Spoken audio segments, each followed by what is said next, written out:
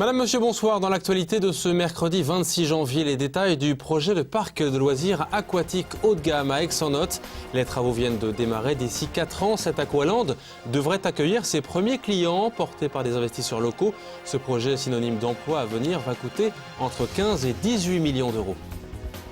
À Troyes, la rénovation de la Bourse du Travail, toujours au centre des préoccupations des citoyens. L'association Bourse du Travail Mémoire Vivante vient de rendre public le résultat d'un questionnaire.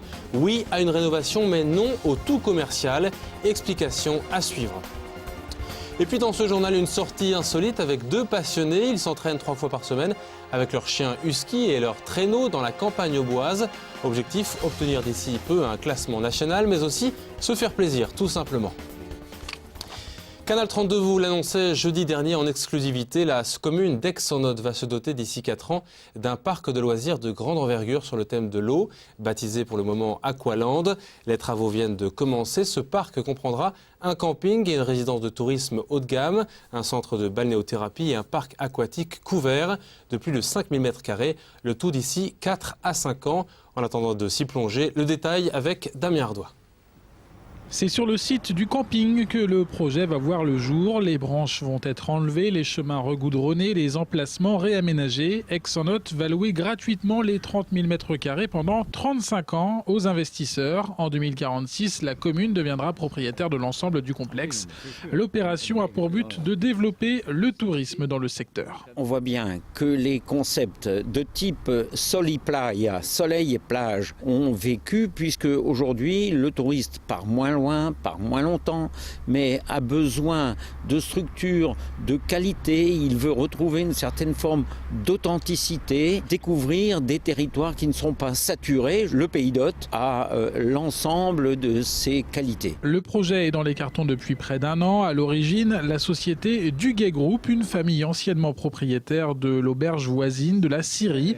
Elle prévoit d'investir dans le village campagne center d'Aix-en-Othe 18 millions d'euros, le tout en 4 phases de travaux. Et le camping, à l'intérieur de ce camping, nous allons avoir 60 chalets en bois. Nous allons avoir 78 emplacements 4 étoiles, une piscine couverte de 1200 m² avec 2 bassins de 400 et 150 m². En contrepartie, une résidence de tourisme 3 étoiles. Avec restauration, 65 chambres, salle de séminaire, une balnéothérapie de 1200 m² avec bassin et tous les soins appropriés à la balnéothérapie. Et dans un dernier stade, dans un dernier temps, nous aurons la possibilité de faire un aqualand de 5 à 6 000 m² couverts. À terme, le village comptera 250 hébergements. En période haute, jusqu'à 300 personnes pourraient y travailler. À l'échelle du département, le village campagne center du Pays d'Othe paraît ambitieux, mais les collectivités et les investisseurs s'accordent à dire que le potentiel de clients est énorme. La région parisienne et les touristes des pays limitrophes sont attendus au bord de la Naule. Nous avons tout ce qui est clientèle belge qu'on va faire revenir ici, qui ne veulent pas descendre dans le Midi parce que c'est trop loin, ça coûte trop cher. Donc le projet, si vous voulez, tient la route. On a fait des bilans d'exploitation minimum qui nous permettent systématiquement d'avoir une rentabilité quand même assez importante. Les premiers vacanciers devraient s'installer sur le site du village campagne center d'ici 2015. Et le projet devrait créer à terme une centaine d'emplois. Voilà qui va peut-être redonner de l'espoir aux demandeurs d'emploi, car le chômage est en hausse dans l'Aube. Les chiffres viennent d'être publiés. Une hausse de 1,7% entre novembre et décembre. On repasse la barre des 13 000 chômeurs au bois. On y reviendra en détail dans notre édition de demain soir avec des entreprises qui recrutent notamment. En bref, le trafic des bus a repris aujourd'hui à Troyes, mais la tension reste palpable chez les conducteurs de bus. 2 jours après l'agression d'une conductrice au terminus de la ligne 6. Hier, le droit de retrait a été suivi par 80% des conducteurs de la TCAT. Ils dénoncent le manque de moyens et la dégradation de leurs conditions de travail. Ils souhaitent un renforcement des contrôles après 19 heures. 2 jours après l'annonce par la ville de Troyes des 4 candidats pour le projet d'aménagement commercial de la Bourse du Travail pour redynamiser l'attractivité du secteur, une association milite pour un autre projet porté par la conseillère municipale d'opposition Anna Zajac. Elle a envoyé un questionnaire aux riverains pour proposer une alternative, l'idée forte étant d'ouvrir le bâtiment historique vers des activités autres que le commerce. Le résultat a été rendu public ce matin. Christian Viera. L'ancienne Bourse du Travail doit-elle être transformée uniquement en lieu commercial ? L'association Bourse du Travail, Mémoire Vivante s'y oppose. Les décorations extérieures durant le chantier de pré-aménagement sont perçues comme une provocation. C'est méprisant par rapport aux habitants qu'on nous impose cette image devant la Bourse du Travail comme étant la seule solution possible. Associations, villes et commerçants s'accordent sur la nécessité d'un aménagement attractif dans le quartier et les idées ne manquent pas. Je pense qu'il serait utile par rapport au nombre de personnes qui habitent sur le boulevard Victor Hugo un pôle d'alimentation. Une crèche ou halte-garderie et un petit supermarché. Moi, je suis ancien boxeur, c'était le temple de la boxe, la rue du travail, que ce soit du sport culturel, on a même envisagé des fleurs, pourquoi pas. L'important, c'est qu'on ait quelque chose, à tout prix quelque chose. Alors moi, ce qui m'a étonné, c'est que seuls les commerçants étaient invités aux réunions, mais les gens du quartier n'étaient pas présents à ces réunions d'information. L'association Mémoire Vivante déplore ce manque de consultation. Du coup, elle a édité un questionnaire à 1000 exemplaires.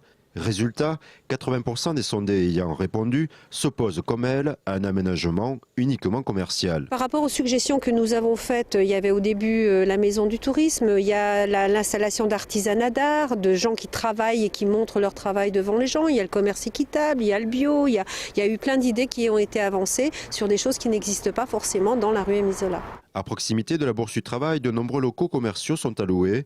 Pour l'association, les Aubois viendront difficilement remplir leur caddie ici. On est quand même une des villes et du département où le pouvoir d'achat, où le niveau de salaire est un des plus bas de France. Et quand on voit tout ce qui va se développer en périphérie, que ce soit Casino, Carrefour ou d'autres marques, les gens vont prendre leur voiture et aller à l'extérieur. Les aménageurs commerciaux doivent présenter leur copie d'ici la fin de l'année. Les démarches du premier porteur de projet n'ayant pas abouti. Je pense que la ville veut se débarrasser de ce bâtiment parce qu'effectivement ça a un coût. Donc je pense qu'ils ont pris conscience par rapport à la population, par rapport à l'ensemble, qu'ils n'allaient pas faire de l'argent en installant des commerces. Préservation du nom Bourse du Travail et des colonnes à l'intérieur. L'association a obtenu des concessions et continue le dialogue. Mais sur le fond, celui de l'aménagement uniquement commercial, les divergences demeurent. C'est ce qu'on appelle typiquement un sujet à suivre et nous suivrons justement les pérégrinations de la Bourse du Travail. À l'heure où certains élèves et leurs parents se posent la question de l'orientation scolaire, un collège de Bar-sur-Seine propose une idée originale et d'ailleurs unique dans l'Aube. Hier soir, les élèves de 3e du collège Paul Portier étaient rassemblés pour le concours annuel des jeunes reporters. 180 élèves y participent et préparent un exposé oral sur le métier qu'ils souhaitent exercer. Objectif, préparer leur orientation. Cyril Tavernet assisté à l'exercice. Et enfin, pour un message un peu plus intime comme la passion, offrez-lui une fleur rouge. Mais gare à ceux qui offriront une fleur jaune, signe d'infidélité. C'est pour son aisance sur scène, sa maîtrise de l'outil informatique et pour l'ensemble de sa prestation que Cécile, 15 ans, a gagné le concours de jeune reporter. Cette adolescente veut devenir fleuriste. Elle en a fait la démonstration hier soir devant ses professeurs. Cet exercice d'expression orale et de communication a confirmé son choix de carrière. Ça m'a poussé encore plus de savoir, de vouloir faire ces études-là et de vouloir faire ce métier. Ça nous apprend à communiquer devant des gens, à être moins stressé pour quand on parle à d'autres personnes et tout. Je pense vraiment que c'est bien. Les 23 meilleurs élèves sur les 163 troisièmes que compte le collège ont chacun leur tour fait leur présentation. Ils ont eu entre 50 et 70 heures de cours avec des professeurs de technologie et de français pour préparer cet oral. 5 minutes dans la peau d'un professionnel, expliquer le métier en s'appuyant d'un diaporama et de recherches internet qu'ils ont pu faire. Ça leur apporte surtout peut-être une aisance à l'oral, un exercice théâtral, parce qu'il y a la mise en scène, voilà. Et puis ensuite maîtriser peut-être plus intensivement l'outil informatique. Dans son futur, le jeune sera amené à communiquer avec les gens avec qui il travaille, éventuellement avec ses collaborateurs, et se passer par ce biais-là, c'est intéressant pour eux. Certains veulent travailler dans la marine, dans la police, chirurgien, cycliste ou être expert de la police scientifique. Allô ? Allô, police ? Oui, bonjour. Je suis en présence d'un crime là qui vient de se passer rue des Jardins à Bar-sur-Seine. Venez vite. J'arrive tout de suite.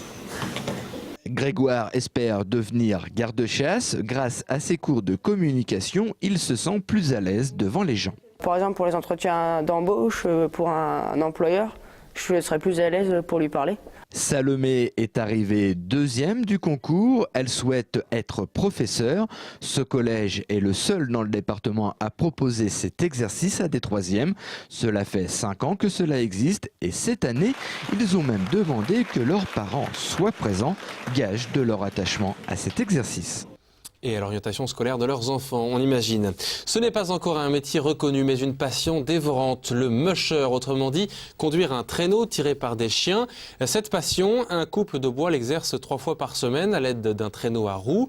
À défaut de glisser sur la neige, ils comptent bien d'obtenir un classement national d'ici peu. Leur expérience dans la matière est plus que probante. Reportage, Cyril Tavernet. Allez, hop, hop, hop. 2 à 3 fois par semaine, Laurence et Laurent attellent leurs chiens de race, des huskies et malamutes, pour s'entraîner à la course de traîneau. Laurence pratique ce sport depuis 26 ans, Laurent depuis 4 ans. En 2009, il a été vice-champion de France. Ces deux aubois participent le plus souvent possible à des compétitions sur neige, en traîneau. Pour l'entraînement, ils utilisent un kart qu'ils ont fabriqué à partir d'une mobilette. Ce sport est une passion, un rêve d'enfant. Un peu comme tous les gamins, c'est un rêve au démarrage et puis après on passe du rêve à la réalité et puis donc j'ai connu Laurence qui m'a fait connaître cette passion, on va dire, carrément. Donc elle m'a entraîné dans son délire. C'est un petit peu le fait d'être avec ses chiens dans la nature, de profiter des chiens et de la nature. Ces chiens ont besoin d'exercice, ce ne sont pas des toutous d'appartement, ils ne se sentent bien qu'en se dépensant.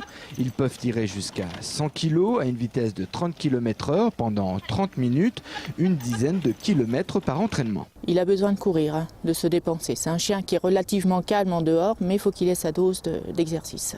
Il y a beaucoup qui disent qu'on les rend malheureux parce qu'on les esquinte plutôt qu'autre chose, parce qu'ils tractent énormément, mais non, au contraire. Ils attendent que ça. Si on les entraîne pas régulièrement, ils deviennent, je ne vais pas dire agressifs, mais ils s'ennuient, ils bouffent tout dans la maison, puis ils ont tendance à prendre un peu de poids, c'est le type de chien. Au niveau croquette, il faut faire énormément attention. Donc on gère le poids tous les mois, on les pèse. C'est des vrais sportifs. C'est des sportifs de haut niveau. Pour être un bon musher, il faut aimer ces chiens, avoir de la complicité avec eux, ne pas hésiter à leur parler. Les chiens et le musher forment une équipe. C'est beaucoup d'entraînement, beaucoup de rapports avec ces chiens, sans arrêt discuter avec les chiens et puis vivre avec eux au quotidien, quoi. Donc, et puis je vous dis, c'est que de l'entraînement, faut être sans arrêt avec eux, quoi. Il faut compter 2 à 3 ans pour que le chien obéisse parfaitement, sache se diriger à l'écoute du maître. C'est un petit peu comme les chevaux, quoi. Faut leur dire gauche, droite, suivant les chemins. Demi-tour, quand on s'est trompé, qu'on a loupé un chemin ou quoi, faut faire demi-tour au chien pour qu'il revienne sur ses pas. Le stop, le galop. Laurent continue l'entraînement pour tenter de devenir l'an prochain champion de France. Mais à l'écouter, ce n'est pas lui le champion, c'est avant tout le chien. Et à propos d'animaux, justement, demain soir à 19h et 19h50, en direct, Canal 32 vous propose une émission spéciale sur cette thématique, animaux de compagnie, enfer ou paradis. Voilà, c'est la fin de cette édition. Merci de votre fidélité. La couleur du temps gris de demain, c'est dans un instant avec Sandra Durupt. Excellente soirée à tous. Demain, c'est Damien Ardois pour le journal. À bientôt.